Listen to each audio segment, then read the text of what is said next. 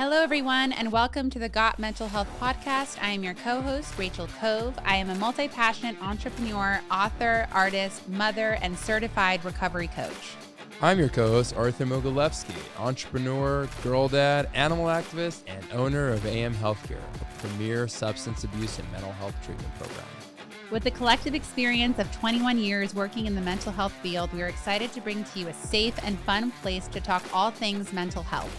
We will be interviewing experts, thought leaders, entrepreneurs, and professionals in the entertainment industry to better educate, inform, and inspire our community to have positive mental wealth. Hello, everyone, and welcome back to the Got Mental Health Podcast. I am your co-host, Rachel Cove, along with my so-so co-host, Arthur Mogilevsky. I'm sorry, it's Mogilevsky, Rachel. Whatever, it's not important. Okay, fine. I want to welcome Tim Ward to the podcast. Tim Ward, who is now in his third decade as head coach of the Pepperdine women's soccer program, has positioned the Waves among the nation's elite for much of his tenure. He begins his 25th season in charge in 2022. Since first assuming head coaching duties in 1998, Ward has led his team to 20 winning seasons and 12 NCAA tournament berths, including 4 Sweet 16 appearances. In addition, the Waves have finished the year with top 25 recognition 9 times and captured 4 West Coast Conference titles. He was the runner-up for Soccer Buzz National Coach of the Year honors in 2002. He has earned United Soccer Coaches West Region honors 5 times, and he's been the WCC Coach of the Year on 5 occasions. His players have earned All-American statuses for 7 times, All-Western Region honors 53 times, All-WCC notice 126 times, and WCC All-Academic Award 84 times. He's a husband and father and wonderful human being, and I'm very excited to talk to you today, Tim. Wow. Right? Like, what do we do after that? We need an Olympic gold medal there. When is that happening? Yeah, I do. I feel inadequate after that introduction, frankly. That's amazing. I mean, what is it like to hear all of that? That is a lot of accomplishments, even though I know you're going to be very humble in your response here. I sort of have a funny thought, and that is it's just because I started coaching at such a young age that they say that even a broken clock is right twice a day. I think because I've coached for so long, there's been a couple good ones in there, a couple good seasons, but any success I've had is because of the beautiful people I've been blessed to be around. That's the truth of the matter. So really, really fun. Really fun. Well, I want to talk about what it means for you to be a coach, the transformation from who you were as a coach when you were younger versus who you are as a coach today, the different types of philosophies of coaching styles that you've adopted. And primarily, I really want to talk about the mental health of the athletes that you coach and where you see it going right now, and what do you think is needed to have athletes that are mentally well? Because I was doing some research, and some of the stats I found were sad to me. And I think in the last few years, there were 5 female athletes in 2021 that died by suicide. And 35% of elite athletes suffer from disordered eating, burnout, depression, anxiety, and there's something going on there. And so I wanted to use this space to talk about it. And you're someone that I've had the pleasure of knowing for a little bit, and you're very passionate about that. You're very passionate about having mental wellness be a primary focus for athletes. So let's start there. I like in the beginning of these things, I get the most nervous in the beginning because I'm always like, where do you jump off from? You know what I mean? Yeah. Well, Rachel, you and I over the years have had some really fascinating and deep conversations about this. So I am really passionate about it because a lot has changed. When you're coaching for 30 years and you're coaching a certain age range, for me, I started with the high school boys and high school girls, and then I've just sort of been fortunate enough to be at Pepperdine coaching college-age women for 30 years. So yeah, you see over that time, it's like a human lab. It's like literally, it's like a human laboratory. And the student athlete is different today than it was in the past. There is no doubt. And yeah, maybe we can explore some of the theories about that, because I think we've talked about this. And when I met your dad and we did the podcast before and we spoke in the past, that the kids growing up in the 80s, 70s, 80s, well, I don't know, for the history of, I sort of have this line. There's something I heard recently, so I'll try to articulate this very quickly. But there's the kids and the way we were coached back when we were younger. And there was no recourse when a coach, I would just call it tough love coaching, will sort of encapsulate that. It was just coaches said, hey, get on the line and run. And in my generation, you just got on the line and ran. And those coaches could have been great human beings or awful human beings, but we didn't question it. We just did it. And then you look back and all the very, very difficult coaching sessions or training sessions you had, whether you vomited or whether you blacked out or whether you survived, much like a Marine Corps or a Ranger or some military operation, you sort of look back now as a badge of honor, like, wow, I survived that. Nowadays, you just, now fast forward 25 years, 30 years, you can't do that. You can't do that because the kids are just more intelligent than I think we were. I'm not sure if they're more intelligent, but they're more aware based on what they can find on their world. They're just like, you can't make us do this. You can't say that to us. And we shouldn't be doing that. And that's okay. This is what's fascinating about, I think, this conversation is I think the change in just cultural norms has really, really changed what kids are, I want to say this in the right way, what kids are perceiving or young people are perceiving as what's appropriate for them to endure. Yeah. I think as a perfect example, I don't know if you watched the show Ted Lasso. I love the show, and it's a great comparison for a team that is bred and trained out of love and respect compared to his assistant and the characters developing, who ended up quitting the team and going to work as a coach for their competitors. And he's more strict, get on the line, run. And so it's like this constant narrative, I think, in our culture of like the two different coaching styles, where you still have the old school, suck it up and, give it your all. I don't care about your feelings. We just got to get the W. And then there's the compassionate, soft approach, right? And then you mesh these two teams against one another, and who comes out as the victor? I mean, from a media standpoint, we're really pushing the soft, edge, where it's led from a compassionate place. And what are your thoughts about that right now? I mean, obviously, if you were facing an opposing team that had maybe an opposing standpoint to how they coach their team compared to yours, what do you think the outcomes would look like from the winning standpoint and also the mental standpoint of their players? Well, it's interesting because I think you're right. The people that have been in the game a long time, we coach the way we were coached, or you at least start your journey that way. So oftentimes you get into coaching and you're just going to replicate the successes and or try to avoid the failures you had based on what you observed growing up. So as a young student athlete or a young athlete, if a coach was tough on you and you won championships, you generally would equate, all right, tough love, tough stuff with championship seasons kind of thing.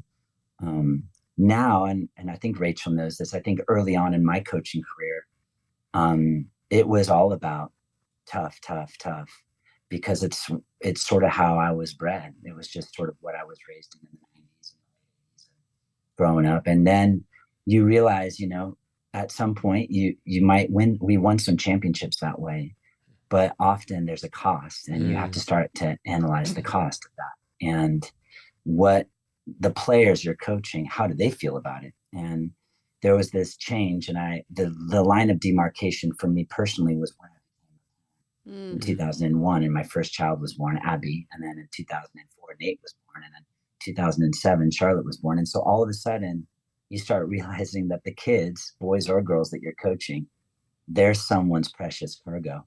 And the way you treat them, the way you engage with them, the way you honor them or dishonor them, shame them or elevate them, can really change the trajectory of their developmental years. And so, yeah, now we're seeing, but I do think the pendulum has swung now into a healthier direction, but oftentimes maybe too far. Mm. So there's been, I have, again, I think we'll get into it, but I've been thinking deeply about why that is. And I mean, I just throw it out right now. I think the reason why is so I've listened to I listened to a myriad podcasts, and I read books, and something that there was a convergence of thoughts within a week's period of time for me. So stay with me here. The emergence of cable television, 24-hour cable television, and the emergence of helicopter parenting. I think they're not. I don't think. I think the science is coming out that they're very much connected. And so what I mean by that is when, early 90s, when cable television went 24 hours a day, and like the O.J. Simpson trials were on. This is a long story, but I think it's fascinating. Mm. Then people like, oh, there's an appetite for people to watch more TV. When I grew up with TV, it was only channel 2, 4, 5, 7, 9, 11, and 13. And TV went off at like 1 a.m. You'd have that number spinning on your screen after Saturday Night Live. There was nothing on after that. Now, with the emergence of cable television, I know this seems far-fetched, but I really have experienced this, and that is there then was an appetite for more eyes on TVs. But as more channels emerged, and you had more and more opportunities to have TV on, then people were advertising on TVs. And what do advertisers want? They want viewership. And what draws viewership is, and they found that like the Joan Benet Ramsey case or the O.J. Simpson trials, and then all of a sudden, John Walsh, America's Most Wanted, for the first time in the history of mankind, the bad stuff was making its way. Very, very negative, dark narratives were making their way onto television on a regular basis. And I have a background in science and psychology, and so what the mind both physically experiences, what we physically experience versus closing our eyes, we know the power of visualization. So what the mind actually sees or what we can imagine, it's almost equally significant in terms of, it's why there was a study at Stanford about free throw shooting. And so they had 3 groups, one that just didn't do any free throw shooting at all, one that actually physically did the free throw shooting, and then one that just visualized the free throw shooting. And they found that the ones that visualized the free throw shooting and the ones that practiced were almost dead even in terms of their success rate. And so what they found is, it was just a pointed experiment to point to the power of the mind and what our mind can see or visualize. And with the advent of cable television, and with the advent of phones, and with social media, for the first time in human history, there's just more and more, not only content, but negative content, dark content, bad content. And as a result, our kids, or fast forward parents now, helicopter parents, our parents are parenting from a place of fear rather than just, I don't know, optimistic community. So, for instance, like case in point, I'll just sort of end it and we can discuss. But when I was a kid, and I don't know how you grew up, but it was like, when did we have to be home? When the Never. lights came on in the neighborhood, and that when the sun went down, that's when we came home. It's like, hey, after school, go play with do your homework and just go play with your friends. And that was anybody I've asked this question to. I'm 51, so anybody I've asked that question to, they all say the same thing. We rode our bikes around the neighborhood. We went to the playground. We played with our friends. Our parents had no idea where we were. There were no cell phones. But in that process, I think that something very powerful was happening. And again, this is where the science is coming back in. In that process of self-discovery, say I was a 10-year-old at a playground. On that same playground, there would have been 12-year-olds, maybe 8-year-olds. There probably would have been some bowling. There probably would have been teams being picked. There was probably some fights happening. I know I got stitches and had to ride home I broke my arm. I had to ride home 5 miles. There was this journey of self-discovery, self-autonomy, self-governance, self-reliance, resilience that was being formed without the oversight of a parental group. And as a result, we learned that we were tougher. We were tough. And it wasn't always pretty. I know there was some bad stuff going on back then too. And The older kids might have offered you something that you shouldn't have been drinking or smoking or something like that.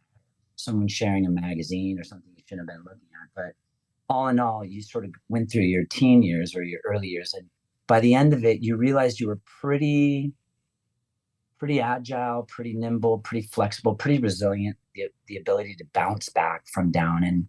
And all of that was without parental involvement by and large. Now, fast forward, just stay with me and I'll turn it back over. Fast forward now to the year 2000 and 20 post COVID, or 2021 post COVID. I mean, we saw a society totally react in fear. And now parents don't allow their kids to walk to the bus stop. The parents drive their kid to the bus stop and watch them walk on the bus. And so I know that might be an exaggeration, but I just don't think it is. I coach in the club soccer world, and my parents would drop me off and then go do their errands and come back and say, hey, get a ride home or walk home or whatever. Now parents come to the soccer practice. They sit and watch their kids engage in that and make sure their parents and their coach is not abusing their. It's really a fascinating dynamic of how it used to be and how it is now. And I believe that what we're getting a kid that, by no fault of their own, has never been left to sort of fail, fall, break, bounce back, because moms and dads have seen what's on the news and all the dark, scary crap of the world that's out there that could rob their kid from them. And I know there's a long-winded way, but literally this is the stuff for the last couple of weeks I've been marinating on, because I'm trying to actually address and approach my current student athletes in a way that has more empathy, more compassion, more understanding of the world they're living in or coming out of, so I can actually teach them better and help grow them in their particular journey. I don't know if that's making sense. It's really interesting, actually, because I feel like the role of a coach, and I don't think that has changed over time. I think there are more coaches that are being more receptive to their roles with the kids or the adults that they coach. The coach is more than just the coach. The coach is the therapist, it's the parent, it's the brother, the sister, whatever it is. You have such a dynamic relationship with your athletes, or you don't, and you're just, you're not that kind of a coach. But I feel like that you have so many roles here. How do you find the balance? Because you said that we live in this world, and I agree with you, like 90% about the world that we live in now, where you have a lot of helicopter parents, a lot of negativity. I think that it's because we're also aware that there's a lot of negative things that maybe back in the day parents weren't aware of, and if they were, maybe they would have reacted a little bit differently. Not saying that it's always positive, it's always negative. I just feel like with information, you actually now have knowledge of where predators live. You now have all of these things where sometimes you can also want to protect your kid from things that are known now that were not known or cared about before. But going back to what I was saying, you're balancing what life the children have or the young adults have in their personal life, and then they're coming to you in an athletic and a sportive and competitive nature, and you're having to be the coach, the parent, and all these other things. How do you balance what they receive at home and in their personal life to what you bring to the table with your relationship when they're with you? Yeah, no, it's a great observation. It's a great question. I think for me personally, when I enter into that community of athletes or parents, and it's now an and both. It's not just the athletes or the parents, Sure. an and both. Yeah. Sure. I think I front load expectations in reality. I think you have to help the parents on the front end explain what the journey is and what it is not. And a lot of parents, and for instance, my area of expertise happens to be soccer, and so when you go into whether it's a club environment and or even the college environment, we actually try, when we're recruiting it, Pepperdine, for instance, we actually will tell her how very difficult it's going to be on the front end. Sometimes people want to just talk about how great it is and all the things that could be and what a star their kid is. And if we're talking to a young lady, we're usually talking to a perfectionist high achiever. Right. And they've never failed. I mean, the young lady we're recruiting has gotten basically straight A's her whole life, has been the big fish in a smaller pond, has never not been told she's not great, has generally attributed her self-worth to her identity as an athlete because her value comes with, man, great game. You're so amazing. Great goals, great job, great shutout, great whatever. And therefore, their sense of self-worth is coming from their identity as an athlete. So what we try to do on the front end is explain that. Our soccer program is of course, I think I've said this to you in the past, Rachel, but winning is obviously the point, but it's not the purpose of our program. We obviously want to win championships and we want to win games, but the longer I coach, the purpose is character development. The purpose is developing women and men, if you coach men, that are strong, resilient, amazing contributors to society, that are light in a dark world, right? That's the way I see it. That find that have the freedom and permission and the courage to go pursue their giftedness, whatever that might be, in a way that brings honor to them and to their community. In our case, it would be our soccer team. So we then front load the journey to tell them how very difficult that will be, because in order to maybe construct or build something beautiful, we might and oftentimes have to deconstruct certain paradigms and the ways they see themselves in the world. And because look, every year, it happens every single year in my program, 28 women show up, and for the first time there's like 5 to 8 of them struggling significantly with mental, because they're not playing for the first time in their life. How do you see that manifest in them? Is it Oh, because they're expressing themselves mentally, emotionally? Because I'm curious how you in the world you live in, it's so fast paced. It's so fast paced. I mean, now we have machines that can monitor your ability to run and that can make you faster. And then they have school, and then they have to show up for class, and you're traveling on a bus. I mean, how do you have time to help support these players mentally and emotionally? well, you definitely need a staff. I mean, I don't do it by myself. I have an amazing staff. Max Rook is my associate coach. Amber Marshall's my other brand new assistant. She's brilliant. Amy Allegre, we have a strength coach, and we have athletic trainers, and just there's a whole thing. And then we have this hierarchy of like care, I'd call it. So for instance, again, we begin with every family and every student athlete would sign a student handbook. And even though people don't like to read it, information in there, you have expectations in terms of academics, in terms of behaviors, in terms of what we expect when we're on the training field, what we expect when you're in the classroom. And again, I use my hands a lot, but if your expectation is here and reality is here, that gap in the middle we found is total frustration. So for example, if a girl comes in and she expects, I'm going to start, I'm going to score 10 goals, I'm going to be this, but reality is you're not close to starting. You're not going to be an all conference player. It's going to take you 2 years to start and hit the field. That gap between what she thinks is going to happen and what is actually happening, that is where the trouble lies. It's yeah. Right. I have a question around that. Like, what determines that? What determines whether someone, how do you determine whether someone is 2 years away from being what you just said? What was it? All conference player? Like, how do you determine whether someone start? Like, I'm just curious about it, because you're coaching 28 different personalities with big egos, right? I mean, you're coaching women that have a strong desire to go pro, and I mean, how do you deal with that? How do you determine whether someone's going to start or not start? Well, it's funny. I think, and this might be an inverted answer, but they determine, because I'll tell you what we have is most of the time, the young lady that I coach, their parents and their loved ones are telling them what? You're the best. You're great. You're amazing. And then they come into our environment, and on day one, we do fitness testing.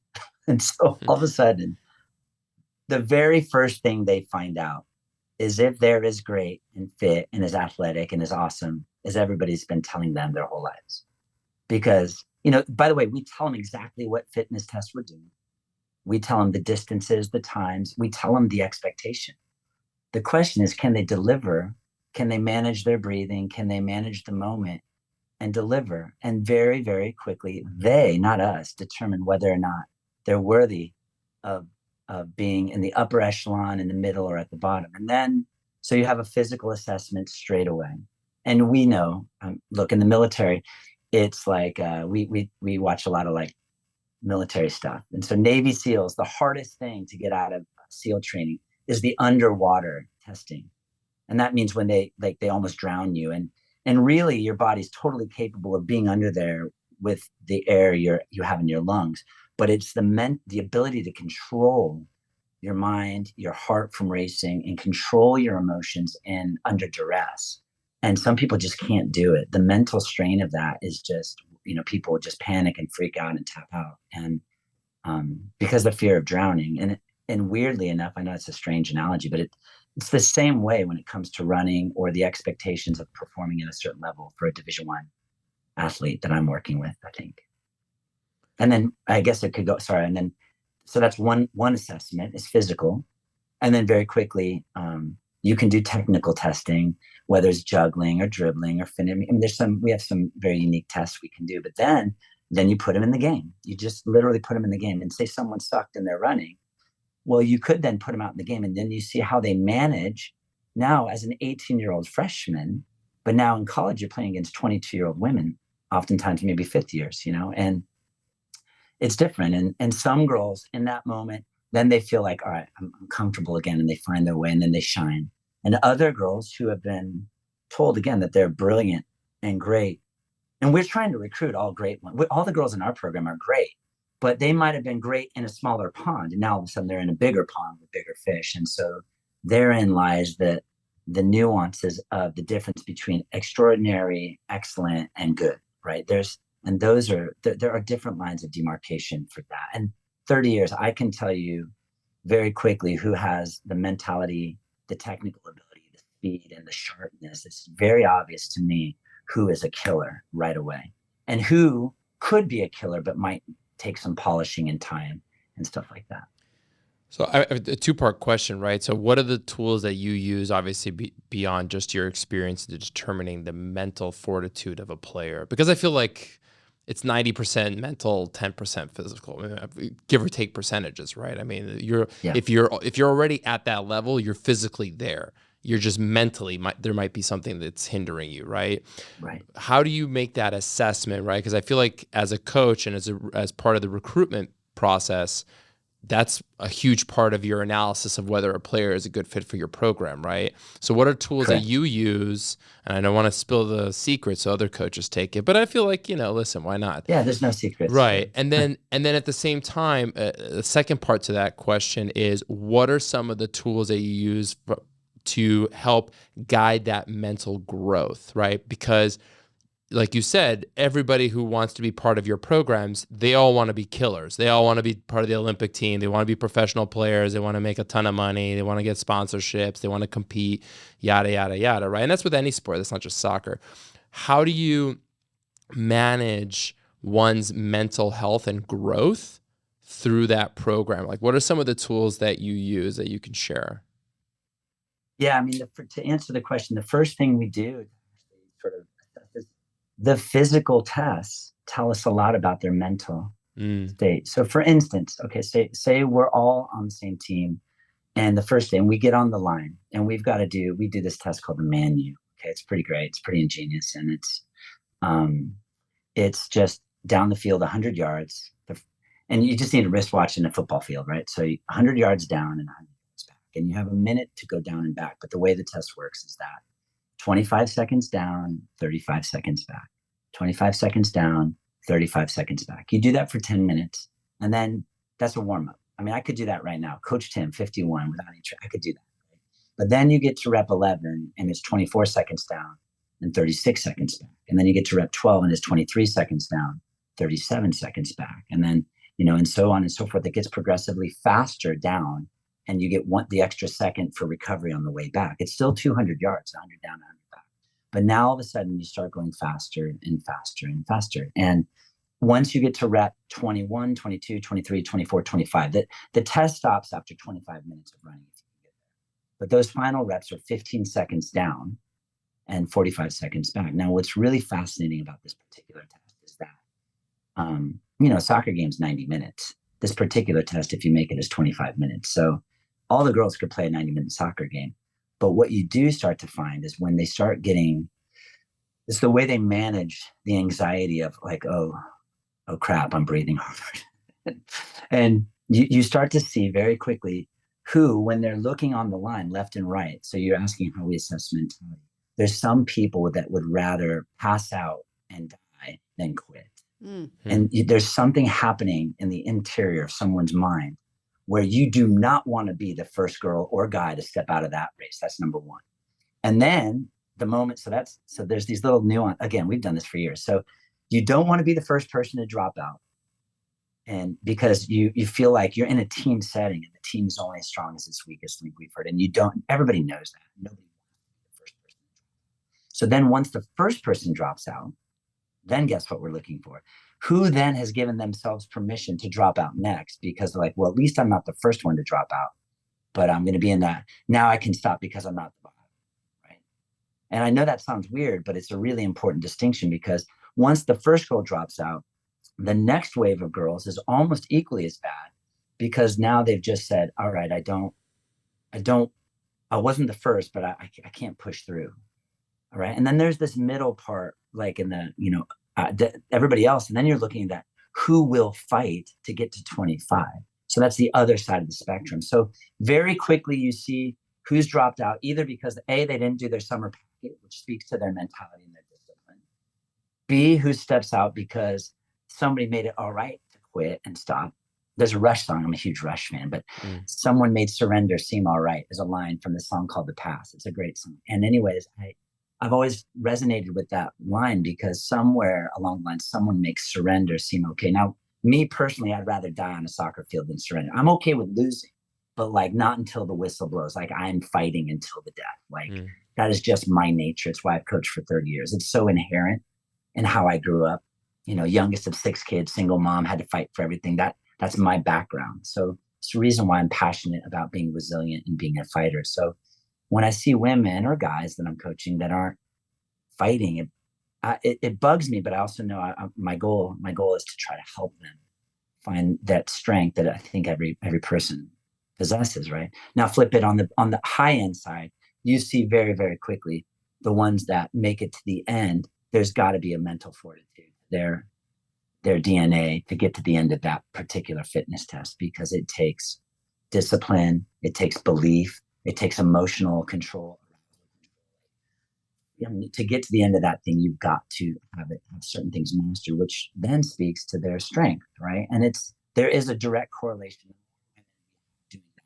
The better, like 2 years ago, we went to the Sweet 16. We had more girls do better on that test than we've ever had. So there's a direct correlation with that particular test.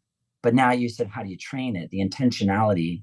So part 2 of the question is, how do we train it? Everything we do, everything we're designing at Pepperdine in our program is designed to help their mentality. It's funny because you're right. They wouldn't be there physically. They didn't have the tools. You're totally right on that. So the way we do it is we have Max Rook as our associate head coach. He's a mental skills specialist. Like that's his bread and butter. I brought him on board 10 years ago. He's brilliant. Rachel, you should have him on the show someday. He's fantastic. Yeah. Like an amazing human being, an amazing mental skills trainer. So there's an intentional weekly thing we do in our locker room. Every week, Max takes us through some mental skills training, and that, without spilling the beans, he's based on where our team is at, where our culture is at, he might navigate that differently week to week. But then we introduce it earlier in the week, like on a Monday or a Tuesday, and then throughout the Tuesday, Wednesday, Thursday, Friday matches or Saturday matches or Sunday matches, we then double down and reinforce the message and the focus that we're trying to instill in the group through the week. We happen to keep score of everything that we do for our team. So every time we play a game in practice, we're keeping score. We know who scores the goals. We know who connects the passes, who makes the big blocks. We know also we video our sessions, our training sessions, so the girls can actually get feedback. And sometimes we might, because there's 28 women, I might be on our intentionally triangulates our positioning on the field. I know it sounds funny. So I would be here, Max would be here, and Amber would be here. So every girl feels like they have a coach close enough to them to give them feedback real time. And if we see someone, and then this is the little trick, I think this is a trade secret, but this is how so when I go to recruit, say I'm recruiting Rachel, because I know Rachel was a badass soccer player. So if I go to recruit Rachel, what we're looking for, the skill is evident. You see someone who's fast, who's skillful, who's quick, who's got game, no problem. That's easy. Everybody can see that, even someone who doesn't know soccer. But what I'm looking for is when it goes sideways and when it goes bad, how would Rachel respond to that moment? Murder. How does she? That's a window. That's a window for me into their mentality, into their heart, into what they value. For instance, okay, so I'll give you three and then I'll shut up. So the bad player is the prima donna who's got all the skill in the world, makes a mistake, and then just drops their hand and walks and lets their teammate pick up their mess for them, right? We always say that girl or guy must have had a maid at home to pick up their spilled ice cream or clean up their room. That's that kid, right? So that's number one. Two is the person that loses the ball or their teammate loses the ball, and then they fight in a very small radius of space. They'll fight for it, and then if the play moves on, they sort of stop, right? And that's not bad. That's pretty good. But the kids that we're actually looking for is that when the ball is lost or when their teammate loses the ball, rather than accosting their teammate with verbal abuse and saying, you suck and you shouldn't, it's that person, that girl, that woman, that fights with everything they have in the moment to recover the ball, not just for herself, but for her team, because she cares that much about being great. And in the pursuit of that ball, she is like a current of energy, bringing people with her on that journey. And believe it or not, it's really clear to see when someone's got that kind of logic going on. And there's a lot of talented players in the world, but that's mentality. That's what I call being a winner. Being a winner has nothing to do with the scoreboard, for crying out loud. It has everything to do with the way one conducts themselves, especially in times of adversity. That's what I would say. Yeah, and I feel like it kind of goes back to this idea of like how you show up for one thing is how you show up for everything. You know, like that girl, she's going to be the CEO at a company. She's going to be the one that everyone wants to hire. Just pivoting a little bit to something I brought up at the beginning of the interview, which was that 5 female athletes died by suicide in 2021. I think now more than ever. I'm sorry, is this on a collegiate level or professional or collegiate? Okay. Yeah. I'm curious how that affected your players and how that affected you. Is mental health now more of a priority in university specifically with athletes since that happened? Well, I think one of what I consider to be one of my best friends is Steve Meyer, and Steve and Gina Meyer are the parents of Katie Meyer, who unfortunately took her life. She was the Stanford goalkeeper, and Steve and Gina's daughter Sienna is on my daughter's LAFC SoCal ECNL team. So we've been doing life with the Meyer family for the last 5 years, and to see their family go through that, it's incredibly difficult. I'm really proud to call them friends because of what they're doing in the aftermath of that in terms of awareness and education. And they're proposing some legislation in the state called Katie Save. And again, I think you probably want to have Steve and Gina Meyer on your podcast. They're so articulate and so connected and in tune with what's going on with this subject nationwide. But we are highly aware of that because of a lot of the women in our program were connected to the Meyer family through older sisters, through just her engagement with our team. So yeah, there is no doubt. I can say this. I've seen more of our women struggle with mental wellness in the last 5 years than I have in the last 25 years combined, right? There's no doubt about that. And that's why I know, Arthur, I came on with the long-winded, my theory about cable news and all that stuff. And it's a different kid we're seeing. It is a different athlete that we're seeing because it's not, I don't know if they're equipped for the adversities that are surely going to come their way. I mean, look, without getting political, cancel culture is lame. I mean, I think I we could just all think it's the agree on lamest that. thing ever. I get it. People, I mean, I might get canceled for saying cancel culture is lame. That's where we're at. But it's, I might get I don't know Well, canceled for I what actually drinking. wanted to ask you a question, which probably would get me canceled. So I'm Yeah, going to yeah, avoid asking the exactly. question. But Yeah. well, You could ask it, and then if no, I okay, mean, eh, But all it's that a to say, Arthur, that yeah. we're what happened to the ability to just, respectfully disagree and have a really honest The conversation about anything? Yeah. the word is empathy, and unfortunately, we don't live in a world where people are empathetic and Yeah. understanding of where others are Right. coming from. Right. So Yeah. it is what it is, and I mean that's a conversation for another day. I'm really curious and interested because I personally have the mentality. I've played sports since I was one, so I've always had the need and want to win and to be the best and to, you know, translated from sport to other things in my life, and it's extremely taxing on one's mind, of course, body. I feel like once you hit 30, you start feeling everything. But on one's mind, it's extremely taxing to be just the constant chase to be perfect and to be that person that chases after the ball and drags your team with you.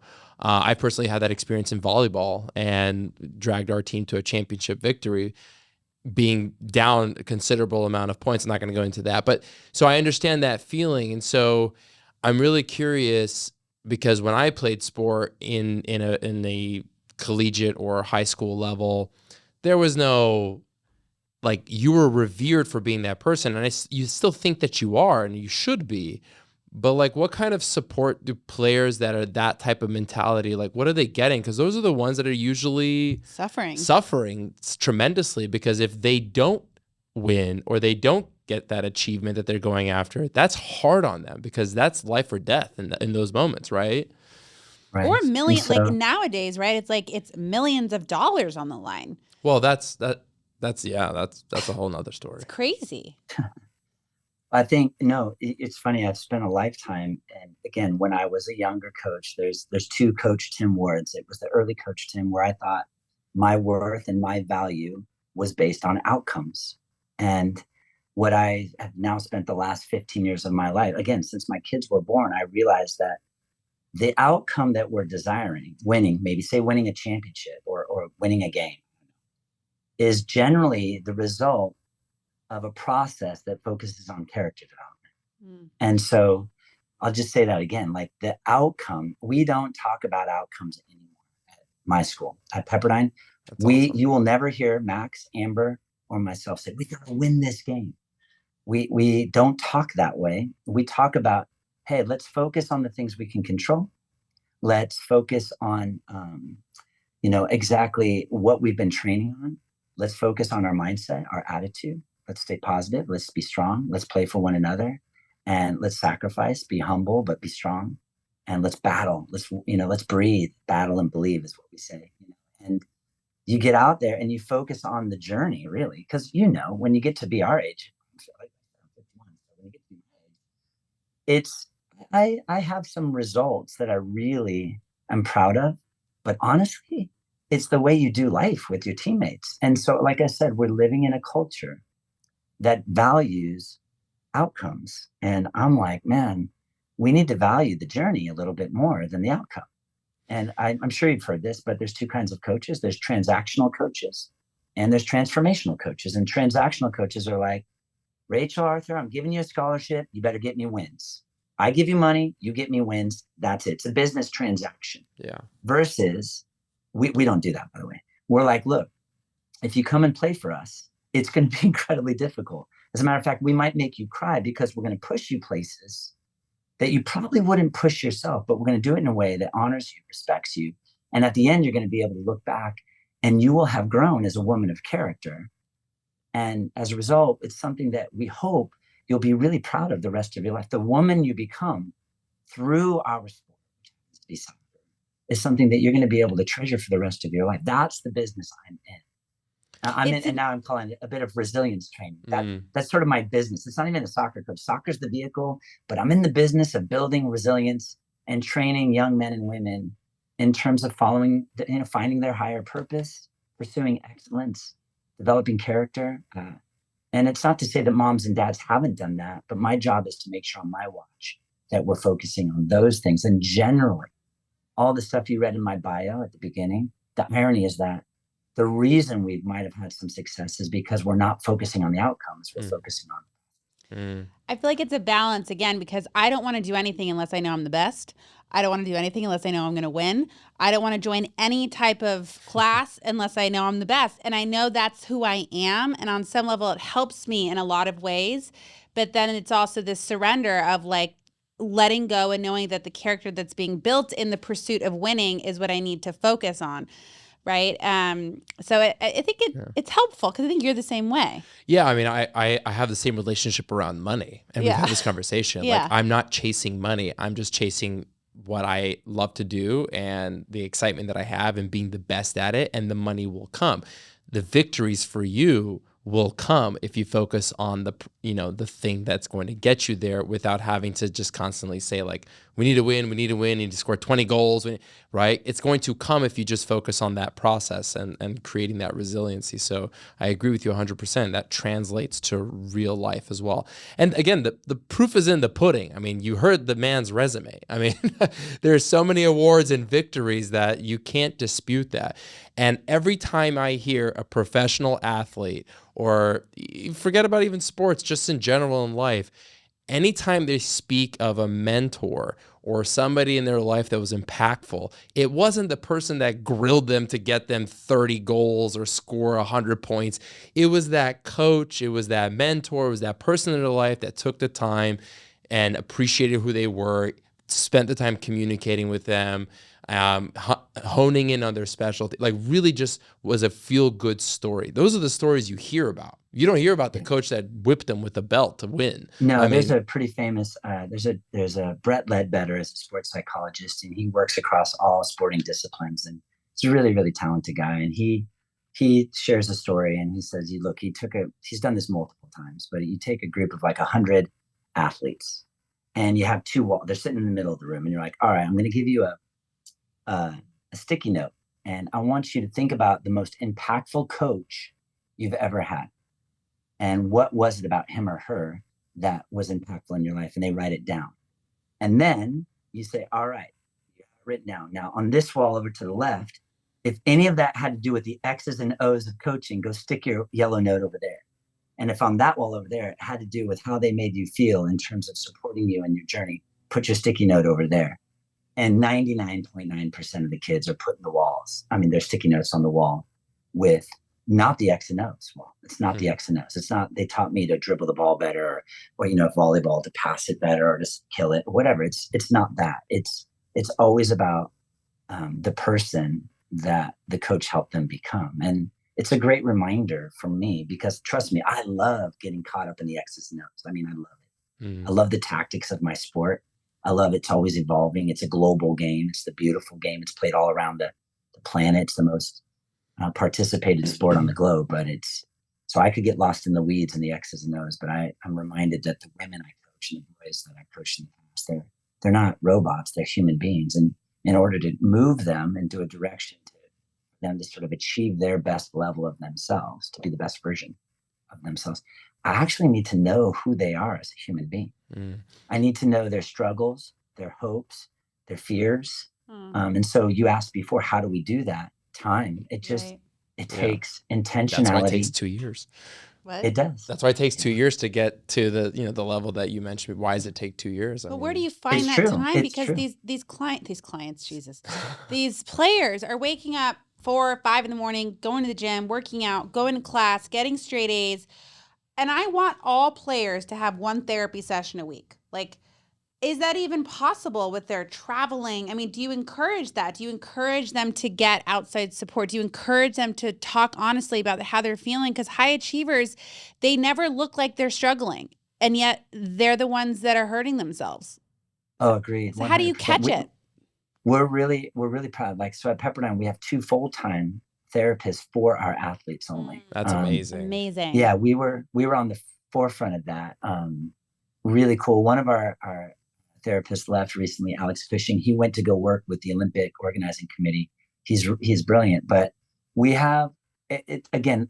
Is The it a conversation requirement? Is it a requirement, or is it no, but an it's option? we're trying to create a culture. I can't tell you how many times I put my arm around a young lady and just walked with her, say, "Hey, come with me," and I'll walk her up to the office and drop her off. But because again, as a young coach, I didn't see it sometimes.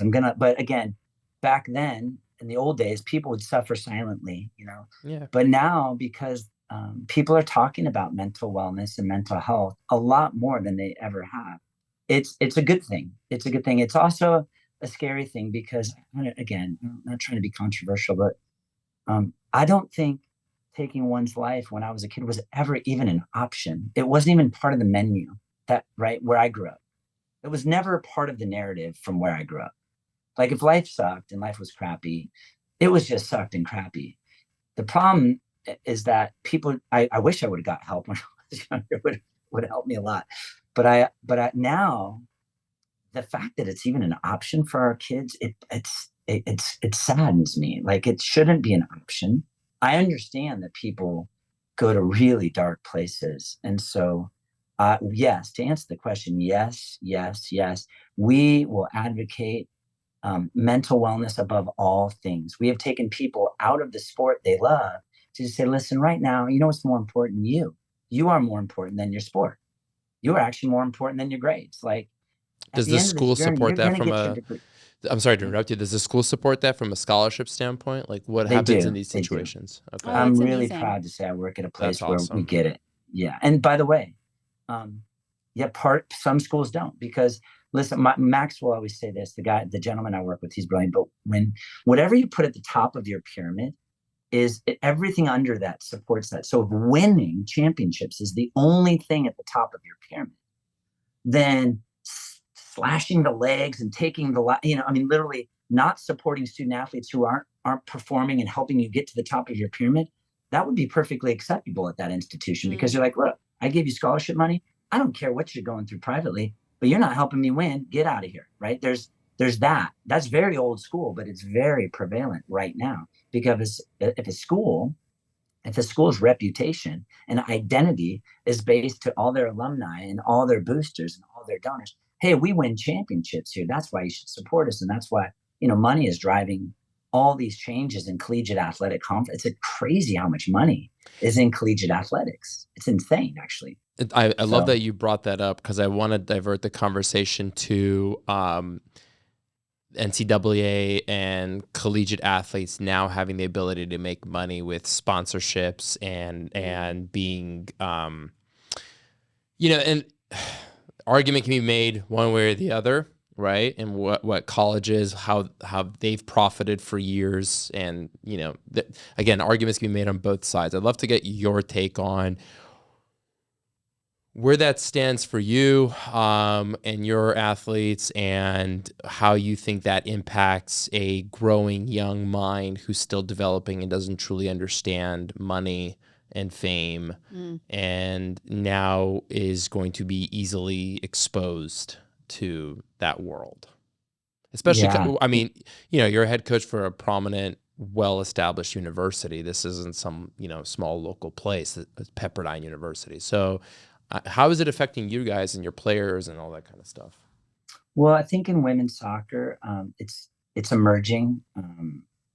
It's not where basketball and football and these other Sure, sports are at. sure. It's again the rule in theory. I love the rule in theory. I think in certain collegiate sports, namely basketball and football, they're the only two sports that actually make money for universities. And there's no other sports that are making money for universities around the country. I can say that with about 99% certainty. But the reality is, it's the football players and the basketball players where schools were using their name, their image, and their likeness to sell merchandise, to sell tickets, to sell whatever.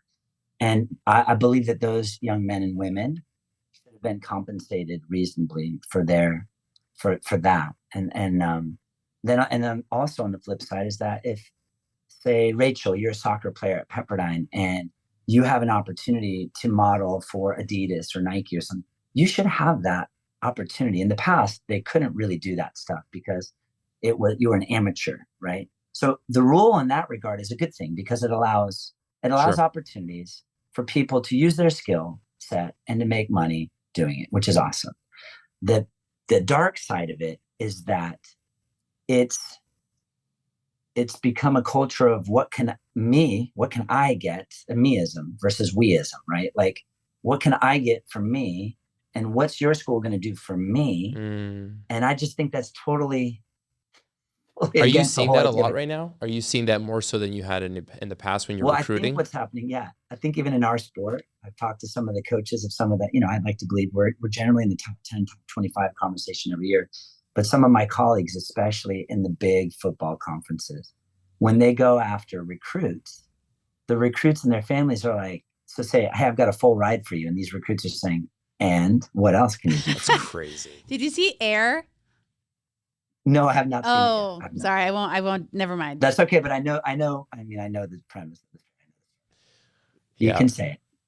No, it's okay. I'll talk to you after about it. But it's same kind of thing. But I think now what we're also facing in this time is schools are accepting people. I mean, I can't say for sure. I know that frats and fraternities, they're accepting people based on their social media following. Mm, So if you Yeah. don't have a certain number that's crazy. on social media, you can't join this frat, you can't join this fraternity. And This is why I think getting therapy should be a requirement. I Because with agree. all of these things that are going to be happening, I mean, if I was 18 years old, 19 years old, entering into college, and I was that good of a player, and Adidas called me and said, "We'd love to sponsor you. We're going to pay you $250,000 to wear this shoe."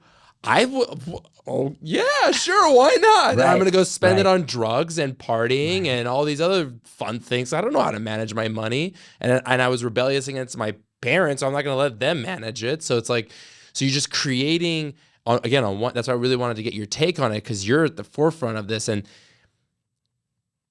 I get it. Basketball and football are popular. I think soccer is gaining a lot of headway in the United Oh, yeah. States for popularism. I think the U.S. national teams, the women's team, has definitely taken it, helped it become more popular. I think now in the recent World Cup, the U.S. men's team, they're young, they're growing, they're going to be, So I think soccer is growing. So I think sponsorship for women and men collegiate soccer, it's going to be there eventually. Right. Yeah. Eventually, it will produce income for the universities. So, what kind of conversation are you having with the clients, with the athletes during the recruiting process that are asking you, "I want more," and then while they're even going to be with you, are you guys preparing for that? Are you guys having conversations what that's going to look like? Because that's going to have a huge impact on a 19-year-old. Excuse me. Totally. No, you're right. There's so many angles to that answer. So number one, yeah, we have people at Pepperdine and our law school that are involved in entertainment, social media, and in real time, they have, in-person seminars, whatever, helping student athletes with their brand or, monetizing their brand because it's allowable, it's legal, it's acceptable. Again, there's nothing wrong with that. One of our players, her father is actually an agent that represents other professional athletes. And when she came in last year as a freshman, he said, "This world is growing, Tim." And I said, "I know. It's not a world I'm comfortable with. It's not a world that I really delve into." I also think, though, it helps us sort of filter out our recruits. That's a good point. It's not that we just say, "Look, this is who we are and what we have. This is what we're about." And some kids are like, "No, I'm about this," and I'm like, "We're about Right. values and character, and these things." And so very quickly, we don't. It's not like we attract a lot of girls that are in it. Now, having said that, what I the way I think it comes back to mental health to tie it in is that what you're finding is a lot of these kids are spending a lot of their time developing a brand that's virtual, and they're comparing themselves to other girls, their peers that perhaps a 500,000 followers or 1 million followers or whatever, and they're trying to live up to this image. It's almost this perfectionism that's Mm. really untenable. It's unsustainable. You can't. It's just really talk about pressure. It's not from. So when they break, for instance, okay, check this out. You can't even have your face anymore. Your face isn't even allowed. You can't even have your face. I'm scared of people's faces now. Their lips are so big, I can't even see their eyeballs anymore. Like, you can't have your own face on social media anymore. It has to be a filter. It's like insane right now. Yeah. And I think, I just think it's fascinating because imagine this pressure. Imagine you have, and this is real. Someone pointed this out to me recently and I never thought of it. Okay, say you have 500,000 followers and you're a freshman, you're like an All-American, and then all of a sudden you're playing a big top 10 rivalry game or top 25, and it's on ESPN or it's on Fox or it's on something like that. And then that kid does not get on the field that night. Yeah, and I thought, yeah. I never, for me, I'm like, don't worry about it, because we've all been there as athletes. I've been there in different levels where I didn't play. In the past, you could suffer that embarrassment privately. You'd go home, you'd cry in your shower, nobody would see the tears. You'd be pissed off, and then you're like, Coach, what do I need to do to get on the field next time? Now you have a smart shower that has a camera and it shares it to Facebook. Smart shower. Horrible. Now it's literally the whole world will know. They look at this, but by the way, they're posting these snaps of the starting lineup and people are in there. And if you're not in that starting lineup, as much as it celebrates the girls that get into the starting lineup, it's a shame thing for the girls that aren't in the starting lineup. And so it's one of those things that, like, honestly, I've never had to consider these dynamics ever until the last few years. Right. And that's what I'm saying. And this generation is different because they're living in a virtual world that I didn't grow up in, where I grew up in that tough and rough and tumble world of surviving, literally. They're growing up in a world where they're not really going to bed hungry. At least, they're not going to bed without a roof over their head, but they're trying to live up to this expectation that's really, really dangerous. And so, I don't know. It's a fascinating dynamic, you guys. And that's why I'm in the laboratory. And that's why I've been thinking deeply about why are kids less resilient? Why are kids, by the way, they want more information. Here's another angle. Kids want an explanation for what you're doing. They feel they're entitled to an explanation for why you run this drill or do that. In the past, you just trusted it. But now they want an explanation because they have so much information at their fingertips. They can say, no, you're not allowed to do that, coach, or you shouldn't be doing that, coach. Whereas, so I always say, recently, Marguerite at UCLA, she's awesome. She's a good friend. We were talking about this, and she mentioned a phrase like, explanation versus justification. And I give her credit. I love that. She said that to me. I sort of was marinating on that a little bit, where we can explain to our players what we're going to do. But because, for me personally, I have 30 years of experience, I don't need to justify why I'm doing it. I have accountability with my athletic director and my immediate supervisors and my staff and even my players. Our players give us feedback. We want feedback. We want, at the end of each season, we want feedback from our women because I want to be better at what I do. I'm not afraid of the truth. And I think that is a big passion of mine, is the pursuit of truth and what I think is right and what ought we do versus what is everybody else doing. For me personally, as a coach, I don't think that's why getting canceled, coming back. So what if I have a conversation with someone that has a totally radical view different than mine? The pursuit is let's find, where's the common ground? Why do you believe what you believe? And being willing to journey through that conversation with that person and understand them. You said empathy, to understand them deeper and better. That is the journey of coaching. But I've just got to do it with 28 women each fall. And I got 3 months to get it right. And then you start again. So it's fast paced. It's a weird world we live in right now. It's it's all so scary. It's such extreme ends of everything. And then, I don't know. I don't even know how to wrap that up because it's kind of, being in your position scares me. To have, because of just of what's coming, what's happening right now. It's interesting. That's why, for the high achieving athlete out there, is there any bit of support, any last quote you could Tim Ward them with that could help them, just because they might not be on a team that really supports mental health, you know, and they might be going home and drinking. And that was me drinking and showing up to games and no one had any idea, you know? So how do we help those high achievers? What's one thing you could say to them? I think, gosh, we begin with a mission at Pepperdine. We step back and we have a mission statement for our program. Our mission is to live a life of constant ascension through the pursuit of our higher purpose, excellence, and competitive greatness. Mm. We spend a lot of time coming back to our mission. Why do we do what we do? What's the point of all this, right? I love that. And I think for the young student, I mean, how many 18-year-olds or how many 17-year-olds have really designed a personal mission statement for their life? You know, you look at most great corporations or most great individuals, they know exactly why they're doing what they're doing. They wake up in the morning and they have a why. Mm. They have a purpose. They have a reason for being. And I'm like you. It can be exhausting thinking about the ever-changing, like, rules and the norms of society. But for me, I feel like God has me exactly where He wants me right now for such a time as this. I feel like I'm because I want to do it better. I do see older coaches like me just getting out of the game, either being forced out by angry student athletes, or just saying, I'm over it. This is too much. It's too much of a mind bender. And I don't know. I'm actually really excited about the future because I think there is a thirst and a hunger from these young student athletes. I think they want to be loved and heard and understood. I think they want to know and need to know how strong they are, how resilient they are, how badass they are.